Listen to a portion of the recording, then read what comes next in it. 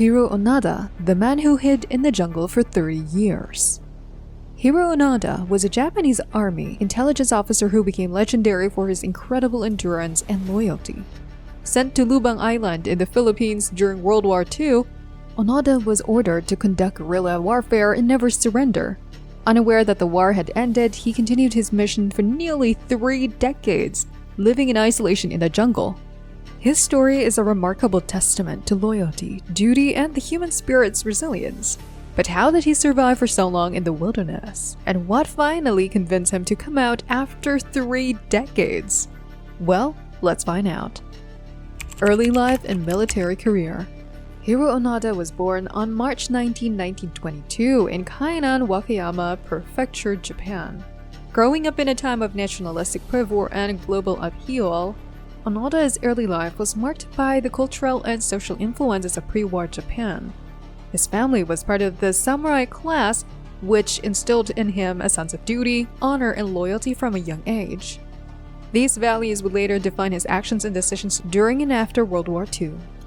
As a child, Onoda was known for his disciplined nature and strong will. He was educated in a strict environment that emphasized obedience and respect for authority. Onoda was a keen student, but he also had a sense of adventure and a desire to serve his country. And at the age of 20, Hiroo Onoda joined the Imperial Japanese Army, following in the footsteps of many young men of his generation who were driven by a sense of patriotism and duty. His enlistment came during a critical period of World War II, as Japanese was engaged in intense conflicts across the Asia-Pacific region. Onoda was determined to contribute to his nation's war efforts and was willing to undergo rigorous training to achieve this goal. Upon joining the army, Onoda was selected for training as an intelligence officer, a role that required a high level of skill, dedication, and mental fortitude. Intelligence officers were crucial for gathering information, conducting reconnaissance, and executing covert operations. The training was intensive and challenging, designed to prepare soldiers for the complexities and dangers of warfare. Onoda's training included physical conditioning, survival techniques, and specialized courses in intelligence gathering and guerrilla warfare. One of the key components of Onoda's training was learning to operate independently and survive in hostile environments. He was taught how to live off the land, navigate through difficult terrains, and remain undetected by enemy forces. These skills would later prove essential during his prolonged stay in the jungles of Lubang Island. Onoda's training also involved studying the tactics and strategies of both the Japanese military and their adversaries. He learned how to analyze enemy movements, intercept communications, and devise counter-strategies. This analytical aspect of his training honed his ability to think critically and make strategic decisions under pressure. By the time Onoda completed his training, he was fully prepared to undertake his role as intelligence officer. He was assigned to Sugi Brigade, 8th Division, and was soon deployed to Lubang Island in the Philippines. World War II.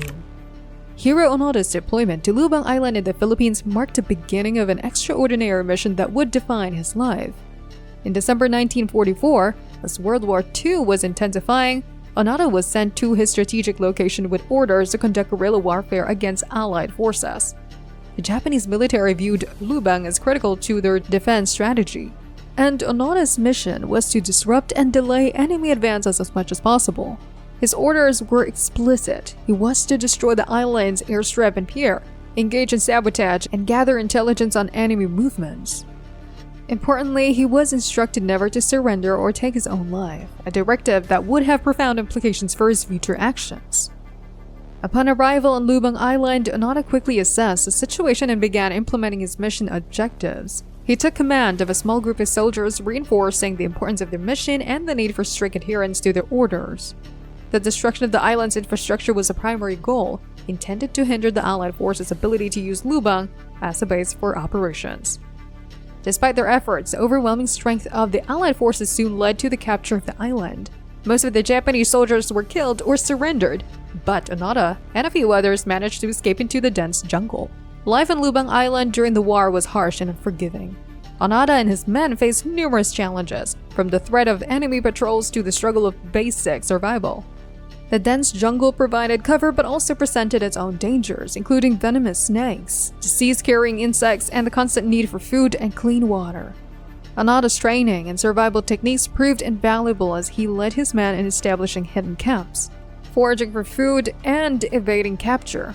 Onoda enforced strict discipline to ensure that they left no traces of their presence, such as extinguishing fires completely and covering their tracks. They monitored the movement of Allied troops, the construction of facilities, and any other signs of military activity. This information, though limited by their isolation, was meticulously recorded and used to plan their actions. Post-war years. When Japan officially surrendered on August 15, 1945, marking the end of World War II, the news reverberated across the globe.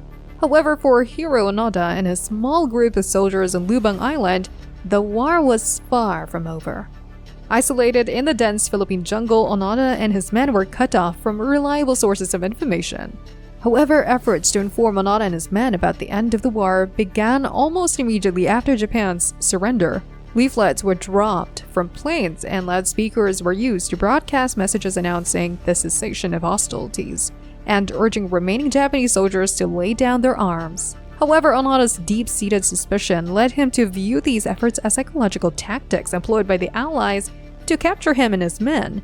Their training and indoctrination had instilled in them a deep mistrust of enemy communications, leading them to dismiss any reports of Japan's surrender as enemy propaganda. With the absence of clear directives from his superiors, Onoda adhered strictly to the orders given to him in 1944.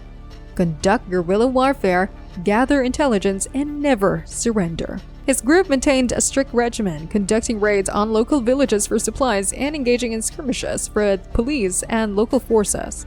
They believed that their actions were part of a larger strategy to aid Japan's eventual resurgence. For nearly 3 decades, Onoda and his men lived a life dictated by their mission, enduring harsh conditions and constant danger. The physical toll was significant, but the mental strain was even more profound. And in 1949, one of Onoda's men, Yuichi Akatsu, decided to surrender. He left the group and, after several months of surviving on his own, managed to surrender to Filipino forces. His departure was a blow to the remaining members, but Onoda saw it as a necessary sacrifice for the survival of the rest. In 1954, another member of Onoda's group, Seochu Shimada, was killed during a skirmish with a Filipino patrol. Despite these losses, Onoda remained resolute, interpreting each event as further evidence of the ongoing conflict and the necessity of their mission.